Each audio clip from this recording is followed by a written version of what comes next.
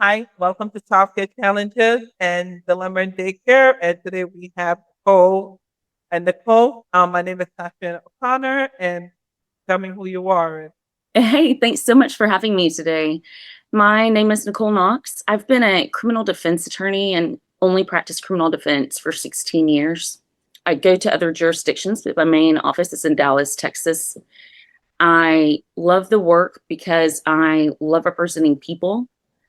And when you have the instances of, I've tried over 100 cases to verdict, and I've acquitted or dismissed over 60 of them because I believe so much in justice and advocacy for those who need a voice when they can't find their own, that I just work tirelessly and try to be consistent about my methods and my concern for my clients.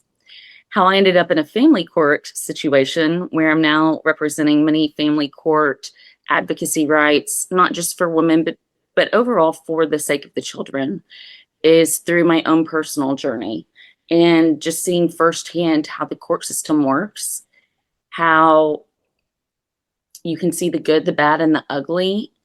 And I can tend to get very infuriated when I see a lack of justice and when things are not being applied equally. And there's a grave, grave misunderstanding in family court system right now, so much so that I thought, hey, if I can represent criminal defendants for over 16 years, then surely I can walk into a family courtroom with a lawyer and everything will be fair and equal and due process will be followed and the rules of evidence. But that was not my experience. I wish I had you years ago, like I explained to you a little bit about my story. And this thing that we have, and a lot of female, male, both male, but we're not here with for the kids and the injustice and the trauma that these kids are going through, right? To see, we both kids, they wish to have both their parents together, but unfortunately, it don't work that way all the time. And a lot of children are being born, and the justice system, to me, is just unfair to parents, the parents that want their best for their kids and want their kids. Like I explained to you earlier, the justice system failed me, right? Failed me and failed my son. That I had order protection. I had restraining order. I had hospital records so I was stabbed. I was beaten. But yet still, the fact that I didn't have stability, which I understand they're looking for stability for the kids, and that's in their eyes, that's what they're saying. Who can be more stable for children? But when a person have mental health issues, they don't look at that. And that's what I think I've cost my son his life. And a lot of parents that are going through this right now, how can you advocate for them and how can you help them? And what would you say to these parents that's like, you know what? I'm just going through this. My partner is mentally unstable, and I want custody of my kids, all across the board. I was abused.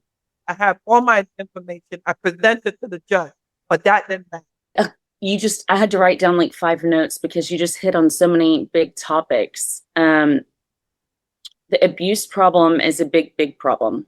I suffered abuse throughout my marriage and it was shut down every step of the way. And for someone who is a advocate of someone's silenced voice, that's what I try to drive my whole purpose in my business on, is to stand up for those who can't stand up for themselves. And then for me to be silenced, it was like, oh my gosh, this is how everyone else feels. I get it now. And this is incredibly unfair.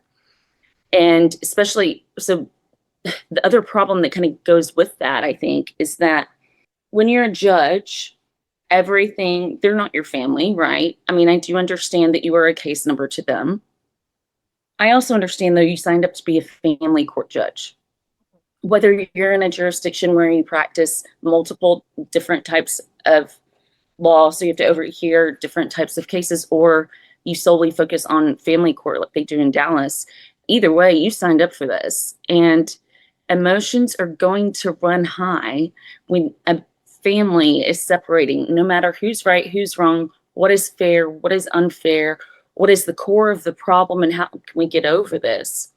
And the interesting thing to me about the difference between family law and criminal law that I had not really thought of until I was in a family courtroom myself is that when I represent a criminal defendant, the outcome of that case affects the lives of more than that, just one defendant. But directly, it only affects that one defendant. When you are in a family courtroom situation, you have at least two people, right? Either people who procreated a child or mom and dad, or they could be both. And then you have a child potentially, then you have potentially more children where there are orders against all of you. And there's generally one party who the court is listening to more and more. It should not be so emotional, but the courts are kind of feeding into that emotion because they want to try to determine who's right. Because someone must be wrong if you're getting divorced, instead of coming at it from a neutral, at least immediately. I can understand that as evidence comes in, or if records come in and people testify, that it becomes a little clearer that there might be a bigger problem on one side or the other. I can understand balancing the needle that way, like moving the needle that way. But I think our judges have to get rid of this assumption that whoever files first is the right person and the correct and honest person, and the other person is not. Because especially when you come from an abusive marriage or relationship, the goal of the other party is going to be to out manipulate you, to dispower, take away your power, to take away your control. And the best way to do that is to surprise you, to have their lawyer already paid for and ready to go. And you get these surprise hearings that you can't undo the results on. And then the court expects that this party who's been served second not to be crazy. I mean, give me a hot minute to get my stuff together so that I can actually be this neutral, non-emotional wreck that you want me to be, instead of throwing me in an emotional hearing every day. Yes. I think that's a big part where we're getting it wrong. Thank you for that. I just find that very crazy that they expect you to be more normal, less emotional, when all of a sudden, and with a piece of paper, your husband has your child and you have to be in court in 7 days. You're right. And that, like you said, they expect us to come in like, okay, yeah, with this thing. But I think that the person that they heard it more. And when we look at the children, right? The child or the children, those are the ones, the babies are the ones that get hurt by all this stuff. The babies are the one that being dragged through this. And when the babies, how they not understanding that, listen, you know what? Sometimes we do grow apart, right? Sometimes we did, but then if they want to live with mommy, then I feel like daddy would brainwash, or if they want to live with daddy, then mommy would brainwash them, right? But if the court, they say they're doing what's best for the children, but do they really? Are they really doing what's best for these children? Do they really know what's best for the child? Because they're not home. They don't know what goes on behind closed doors. They only know whatever the person that filed first presented to them. To your overall point, I agree with everything you said. And to focus on the kids, you and I talked about this for a minute of, it's not that I'm against dads. It's not that you're against dads, or that it's a total pro-mom movement. It's a protective parent movement, so that we have children who grow up in healthy environment so that they can lead our next generation. Because what is our next generation going to look like if we have a bunch of traumatized children running it? I mean, that's not going to help us. And I mean, not that that is the only priority or thought, but that's something that everyone should care about, is what is this going to do to our entire country if we're treating children to where the emotions of the mom and the dad can run high, or the parents, and then it can the person who suffers the most is the child. So if we stopped this business of, 30, 40 years ago, it was all pro-mom, pro-mom, pro-mom, and now it's becoming a father's rights. Let's put some more focus on that, and I'm okay with that. But why do we have to have a pro-mom or pro-dad situation? Why can't we just have a pro-parent, pro-child situation? Let's all get together and do it the healthy, balanced thing is, instead of throwing mud at each other. So how would you tell parents that are going through these struggles, that's going through court? Because here in Connecticut, I'm a part of She Leads Justice, right? There's a lot of moms that's losing their child that the dad is getting custody of. There's a lot of them that I know of right now. There's this lady was one of them in particular. She's like a sister to me. Jess, if you watch that, you know. Yeah, I know what you're talking about. So she ended up where she just feel like I have nothing left to lose. She's lost all three of her kids to her ex-husband. She's like, huh? I have nothing to live for. I lost my life, my world, my kids, and I have no one. Right? I'm like, and when she talks to me, you can see the drain in her. She's like, why am I on the court? I'm fighting. I'm fighting and fighting and fighting, and I show them that I have a place, I have the capability, I have everything I have to take care of my kids. What do you say to parents like those? Like I tell them, we have a Sheely Justice, and there's so many women that's going through this. There's so many women you have to hear them. There's so much of them that's so much just where they're losing their kids, and I feel like it's becoming a norm now where they, all right, you know what? Like you said, 40 years ago it was the mom, so we're gonna shift it to the dad, right? We're gonna take you away. We're gonna take the kids away. When mom is the nurse, no, is supposed to be the one that nurses their kids, nature and nurture, right?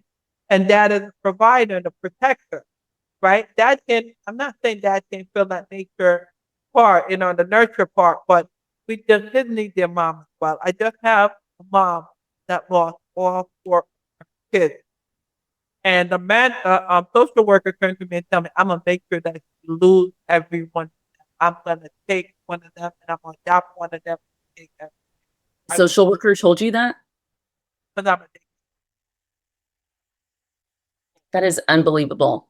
I have a dad that just came out of the that I'm one of his child in my daycare, and he came out. He got custody of all five of his kids. He was in federal prison, and he's like, the mom went off and start doing a lot of stuff, and he's like, he don't know what to do. He's like, I'm lost. I don't have any help. It's none for me. They tell me, go get a job. I'm working, trying. He's like, I don't know. They need their mom. I think on either side, it's very unrealistic to expect that when you put somebody through hell while we're dealing with emotional problems, we have to give some grace for a minute every once in a while. You need to follow the rules and the policies, and you need to show up, and you need to be a stable parent. But kind of to your point, what the social worker told you, in my first therapy appointment for a trauma therapist, she asked me about 35 questions. And then she said, okay, well, you said yes to all but two of these. I said, what does that mean for me? And she said that he's going to try to leave you childless, homeless, and penniless. And I swear to you, it hasn't been until now, 2 years after he was removed from my moving vehicle by my ex-husband, that I really can see that clearly, that's been every step. And I don't know if he even realizes he's doing that consciously. But what I do know is that some people tend to choose the more adversary or more aggressive path in order to kind of beat down the other party when we should not be rewarding that behavior in a courtroom, especially when you know it exists. And that in my case, and I'm not the only case that I've heard of this happening in, is there was never a best interest analysis. There was never a termination hearing. There was never a custody evaluator. There was never a mediation. Even though all of these things fall under the civil rules of procedure, the local rules of procedure, and the court likes to make up her own rules, which is not uncommon, but she's even broken at least two of her own rules. And to me, the number one thing that in criminal court, it's hard, right? But what I usually don't have is a judge who wavers from her own rules. And so then it becomes impossible for me to be a good lawyer if that should occur. And I can see why any family court participant would be, whether you're pro se or represented or not, where you would get frustrated if it's always this, you go in with some certainty and think that you finally like have the answer or presentable evidence, and that you figured out, like, okay, maybe you were too upset the first hearing, but now at the second hearing, you've got all your stuff lined up and ready to go, and you can walk in there boldly and professionally, and not throw anybody's names under the bus or anything, but like you've got your act together, yet you still lose, which only fuels the fire. I think two big things need to be done on that front. To terminate a parent from their rights, whether it's effectively meaning I'm going to take away conservatorship, custody, access, and possession until you do something that I say, or if it's just straight termination, you still have to have clear and convincing evidence, which is the only burden of proof that is like right up there with beyond a reasonable doubt in criminal court. Yet I have not heard of many cases where that's actually being applied and treated as though it's supposed to be treated. And at the very least, can you please, there's 7 factors of best fit parents. So there's a presumption that both parents are fit. So you better prove to me that I'm not a fit parent until you decide that. And so 2 things that I think would really help is I think we have to start taking these cases to trial. And what I noticed in the difference in family courtrooms and in criminal courtrooms is that because we're entitled by the 6th Amendment to counsel in a criminal allegation, then you go to trial a lot more. You just do. If somebody wants a trial, they get it. In family court, there's no court-appointed attorneys most of the time, except in rare circumstances. So then you're left with this pro se designation that nobody likes, or you have a very high-powered lawyer on the other side, or vice versa. And it is all about, I believe, the unfairness and the lack of justice is all about power and money. And the judges are, some of them really, really, really are trying. But a lot of them are just trying to get throughout the day. And I can actually understand that. I wish that there were a way to make sure that judges realize the impact they were having on people's lives and what it's like to go home after one of those hearings and not have your child. Well, for me, when after the burial of my son and I went there, I didn't even get to say goodbye. I didn't see his face. I went back to court, so we had a day of court date the next day. Right, actually that same day, I took the train down from Poughkeepsie, New York, upstate New York, and then I came down and I went straight to court, family court, and I was sobbing. It's not. I was crying. It's just tears just kept flowing and flowing and flowing, and I couldn't control it. And the only thing the judge said to me was, "I'm sorry for your loss," and then she retired. And I looked at her and I said, "I told you so." And she's like, "I'm sorry for your loss." That's it. I really don't think judge care at all. That's not my child. I'm not my family, not my kids. I don't care. I had a similar experience for my temporary orders hearing. I fainted outside of the courtroom because I was so scared to go in, because they had done all of these things that didn't make any sense to me. And I just felt like my whole world had collapsed, right? So I fainted. My father was subpoenaed, so he was in the hallway, and he saw 2 other women collapse down the hall. The same thing. And so they had to roll me in on just like an office rolling chair, right? But I couldn't walk because I would stumble and fall down. And the opposing attorney said she must be an alcoholic because she fainted. I don't know that I even responded to that because it was so outlandish to me. But that's another thing I learned was when you don't respond because it seems so crazy, that also hurts you. But then to put it all together, so then we had to continue the hearing, right? And so when we show up to the next hearing, it was a little more fair. I thought things were going mostly our way, and everything was taken away from me. And so I just start bawling, crying. And I run out of the courtroom as soon as the judge says I was excused. Because I can't stand there and argue with her. What would you like to see change for family court? In the beginning stages, every ruling that goes against you makes you feel smaller. and less empowered, which is the whole point of the other side. There are ways to accomplish it where you could still have an adversarial process, right? That by nature, there's an opponent and not like you're opposing each other. We're not agreeing on something. But there could be even something like a required statement of issues that we will be arguing today, just so that to avoid the emotional rants that come in between, to avoid evidence to be included and excluded. In federal court, for example, you have to stipulate and object to everything before you get in that courtroom so that the judge has a heads up of what she's doing or he's doing so that it can be a little more fair. And you don't have to agree on everything, but at least everybody knows what they're arguing about. Right. Instead of it feels like it comes out of left field in family court. And there's a lot of gamesmanship going on. There's a lot of race to the finish line and race to the bank account. And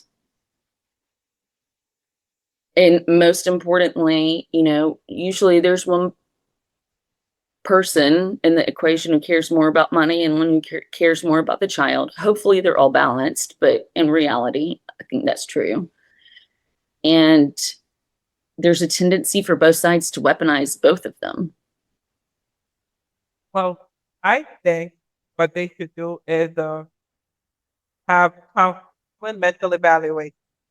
But you know how that works out with people with a mental disorder? Right. I'm not saying people with mental disorder, when it comes on to happen for what's best for the child, right? At least have either counseling or mental evaluation, because, like I said, in my case, the dad later on we discovered he had suffered with bipolar disorder. Now, if they had that mental evaluation at the beginning, then he would have saved not only my son, but also his girlfriend that he killed, right? There's 3 people that he killed that could have been saved if that mental evaluation had went on. You are definitely onto something. And that's something you can push for. Those evaluations are very, very, very expensive right now. Right, but that's what I'm saying. Mental evaluation for the parent, because they're looking financially. But are you mentally prepared to take care of these kids? Are you mentally prepared to know the nights that you're not going to sleep? Are you mentally prepared to be at every meeting for the kids? Are you mentally prepared for the parent-teacher conference? Are you mentally prepared for when the children are up and sick? And that, Mom, Dad, are you mentally prepared for the stuff that comes with being a parent? Are you mentally prepared for that? We all may say we want custody of our kids. I'm not going to say we don't have time, that we have burnout and overstimulated. Yes, we do. But are you mentally prepared for that? Do you think that needs to come in? Yeah. Maybe it needs to come in before you're allowed to file. Yes, that could be something. You could put that in. Because my fear that I was warned about, and I think is a real fear, is that when you are dealing with someone who is personality disordered, then they can change an evaluation in a second to make it look like they know everything and you know nothing, and you've done nothing and they've done everything. That's like a narcissist, right? Or beyond. Or beyond. They gaslight you to the next level, and that's exactly what happened. I'm not here to diagnose anyone, but I do know that has been a problem in some courtrooms. Right. I feel like if they do that and counseling before to see how, with the kids and counseling with both parents, right? Like, this parents have counseling, if we go through counseling session and see how it is, what you guys agreed on, I'll find a way to co-parent before we go to court.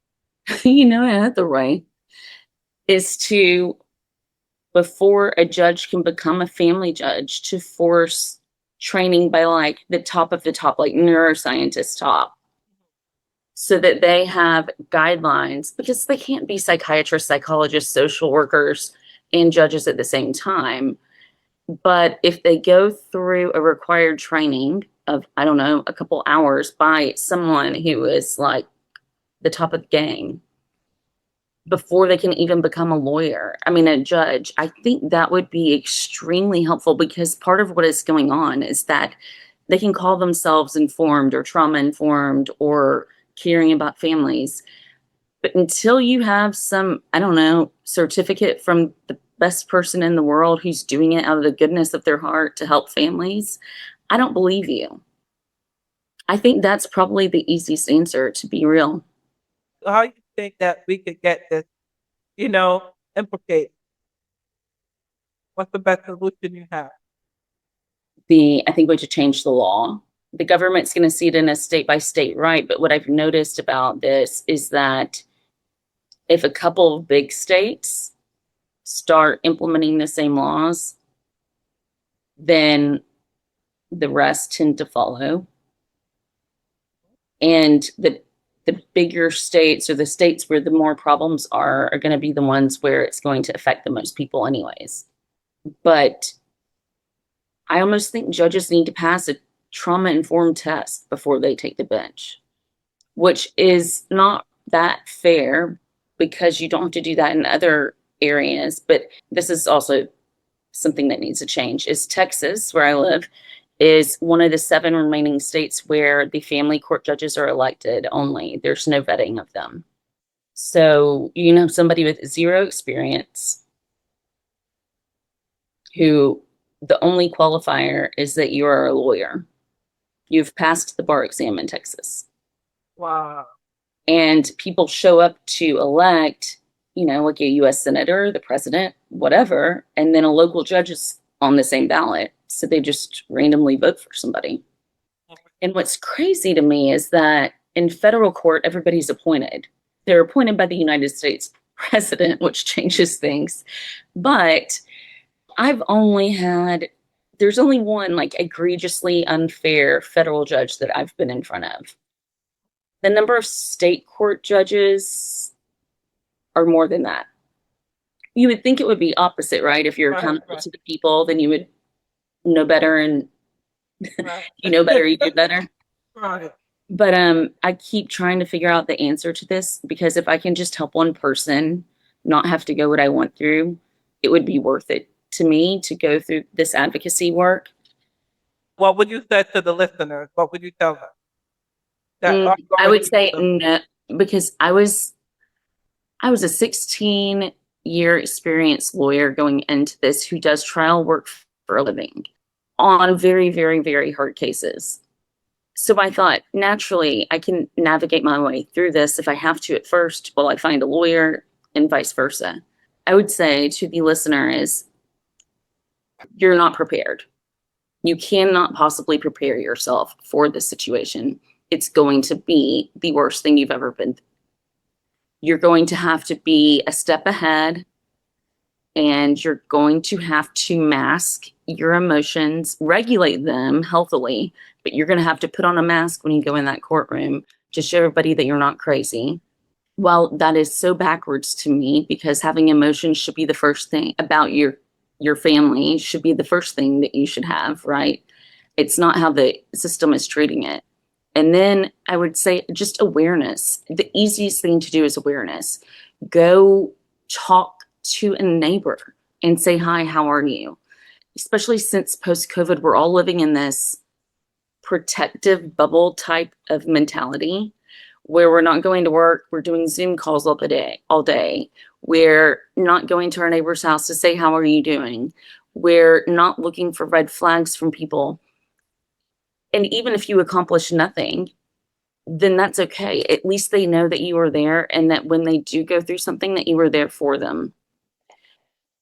And if you know that someone's going through a custody situation or divorce and they tell you something like, oh, I'm fine, I'm okay, call them on it. They're not fine, they're not okay. There's no way to be fine or okay when you're in the thick of it. But instead of being combative about it, just reinforce that there's a listening ear who's right here for you whenever you're ready. So would you tell them that having the evidence or having paperwork, make sure they have all their paperwork together, show everything when they go up to court, to control the emotion, like you said, but along with controlling the emotion, show that they're able to take care of the child or they're divorced so that they're able to, they have all the documents, all their T's are crossed and all the I's are dotted. Yeah, I think you just created a new profession that would be really helpful to people, which is, so for me, it was my father. He was the one who, when I wanted to be paralyzed on the couch for months on end, showed up and made me get to my computer and do anything that might be helpful, and would take me to court and would make sure that I ate for the day and all the things. And then, when somebody does an act of kindness for you, or most people want to pay it forward when the opportunity presents itself. And so I did that for my friend.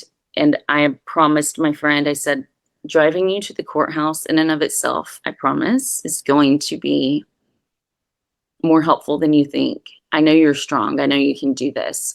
This is a hard thing that you're doing right now, and hard things are hard. And so I did. I insisted on picking up that person and taking that person to court. And then we ran into family members in the parking garage that almost sent her back. But having that support person right there, and then for me to say, without overstepping, like, okay, do you have this? And she had lawyers, but like, have you thought about how he might do this and that and the other, and what's your response going to be? Just having somebody who cares. It doesn't even have to be a loved one or a family member. In fact, I think I've gotten some of the most support from strangers, in the sense of it meant more to me, not to discount my friends and family who are listening, but that when an act of kindness comes from a stranger who has no obligation to you or your well-being, it is just, especially when you're going through something really hard, it sticks with you. It does, it does, it does. So for listeners, as she said, control the emotion, right? We all want to go in there. We all want to show our emotions. We all want to let the judge feel our emotions. Like, listen, I'm human. I'm here. Those are my babies. You're talking about my babies that I carried for 9 months, that I nourished, that I nurtured, that in the middle of the night when that baby get up crying, I was the one that wake up for that baby. When that baby first mommy, I'm the one that's there. Control that emotion. They're not our friends. They don't care about it, right? As said, she don't want anyone, and I don't want anyone to go through the experience that I went through. And she don't want anyone to go through the experience that you went through. You have support. But what about another question? What about those that don't have that support system? That's a great question, because I mean, I don't know where I would be without that. For me, I didn't have that support system, right? You're so tough. My support system led me to work. I start working. I start working. I start put my head in work. I start reading the Bible more. And that was all of my support system that I have. I work and the Bible. That's it. And nothing else. I didn't have a family support. Just said, you know what? I remember my cousin went to some family to make it worse than better. I remember when my cousin went to court saying she's making it better. Like they say in Jamaica, you have to take a bad situation to make joke out of it. She went there, she cursed the judge out. The judge threw her out and threw out the courthouse. That makes it even worse for me. Like, that's the person that you want your kid around, that was it. Yeah, there's such a stigma. That's a great solution to like have a forced support system. The stigma around anyone appointed to help you, I wouldn't trust them. What appointed lawyer, attorney that I had for me, he was too busy trying to get for me instead of trying to fight for my son. I know a lot of women who are like actively thinking of this and actively trying to pass it. I mean, like the one thing that could happen is passing laws that put the cart in front of the horse, in the sense of like, before you get to file without this person's consent, then you must go through something. But I don't know that that's even going to solve anything. I think that judge training could probably be more effective. And then if you have effectively trained judges on trauma, informed parties before you, like, there are people that are going to be traumatized on some level before you on any given day or week. Hopefully that would help the judges. And maybe there's a board like the American Psychology Board or the licensed counselors board that, or HHS, Health and Human Services, that could qualify a certification to have someone who could be like your dedicated go-to partner if you choose to use them. Instead of, I think that might help, instead of a court mandated anything. But they would need to be paid by the state and funded by the state and available whenever that person calls. I think attorneys would help a lot. Like if you had a court appointed attorney, this pro se system is not working. I had that court appointment like myself. That was not a good experience, you know. Like I said, he wanted to get with me. Maybe if you even had like, I don't know, a voucher for X amount of dollars, and you can go spend it to go find an attorney or to go to therapy or whatever. But I can tell you what got it through. Ultimately, what pushed me through was trauma therapy. So our listeners, seek counseling as much as you can. Have some advocates. Have someone to advocate for you. If you don't have someone to advocate for you, I know like you're an advocate in Texas. There's community that will advocate. I advocate for provide for parents here in Connecticut. We have a Sheely Justice that go out and show up to court with parents. That's mom that are going to these things. That they go out. When I tell you they show up, they even got arrested. They out it.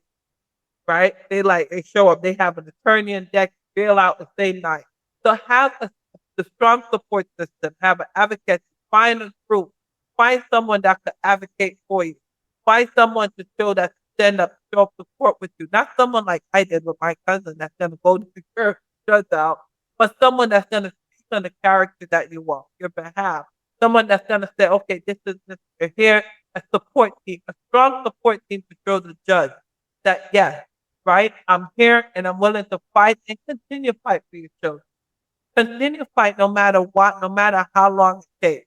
Continue fighting. Control the emotion. I know we want to go in there, we want to scream, we want to pull our hair, we want to let this judge know that those are my babies. Those are my children. I have a guy that I literally just interviewed Friday. And he said, the judge turned to him and said, well, why do you want your children? Why do you want kids? Why do you want to be in their life? What do you mean? Why do you want to be? Why he want to be in his kid's life? Why am I here then? Right? Yes. And he's like, I love my kids. And this is a productive father that does everything for his children. Like I tell you, my friend earlier, she lost everything. She said the judge asked her the same thing. Well, why do you want them? The father have everything. The father and his mother have everything. So why would you even want to bother? People yelled at their children. We gave 9 months. 9 months of feeling that movement. 9 months of hearing that first heartbeat. 9 months of when you felt the first kick. We want our kids. We want to fight. And this should be about protecting the children first. What's best for the kids? So to all their listeners, remember that you're doing it, advocate. Control the emotion, have your paperwork, do what you gotta do, and go out there. There are some really good resources that I can send to you that I've vetted and have been suggested to me. Email it to me and I will send it to him and it will be in the link. I think that the overall takeaway on this is kind of what I was saying earlier about putting on a mask sounds so sociopathic, but I think you kind of have to do that when you're in your freezer fond moments and having to go into a courtroom to protect your child. That if you had kind of a checklist or expectations, I think adjusting expectations from I'm going to go in and argue my emotions to I'm going to insist on presenting evidence. And even if you don't, and I mean, I could definitely put together a list of like things you can say because when the judge says no, to make sure that you've protected a record so that the judge isn't then signaled that you actually know, you've done your homework, you know what you're doing. You bring in binders of things for her to review, and you don't cry in court like you or I did. But it's hard and it shouldn't be that way. But for right now, what can we do right now is I think we can put together an expectations checklist and a homework checklist. And the best thing that I did in my case was recommended to me, because when you don't know that a divorce is coming, then you don't, I mean, even if you did, there's not a lot of evidence that you can present to the court. It's really just he said, she said. But creating a timeline, I created a 45-page timeline from the day we got married till the day that he left. I left, really. And then the best evidence after that or recommendation to me was, include everything you can possibly think of that happened each and every day because once you start going back, you have little notes here and there, like on texts or emails, and then you can add photos. And then once you start remembering everything, so that then, because people in family court lie, then when there is a lie, you might not be able to get straight to perjury, but you can at least ask follow-up questions or put on the record that you know that this, that, and the other is not true, because I was actually at the grocery store when he thinks I was asleep all day or whatever it was. Just silly things like that. But it shows that you've done your documentation, you've done your proof. You're not trying to come at this emotionally. You are emotional because it is your child. But the overall goal here is not to overwhelm the court with some side drama show. Right, all right. So you hear that the patroller motion, have your paperwork document, and thank you for being on our podcast. Thank you. And It was so please lovely meeting you. likewise, like, share, and subscribe. You never send the information, and then I Sure. said add it to it. Like, share, and subscribe.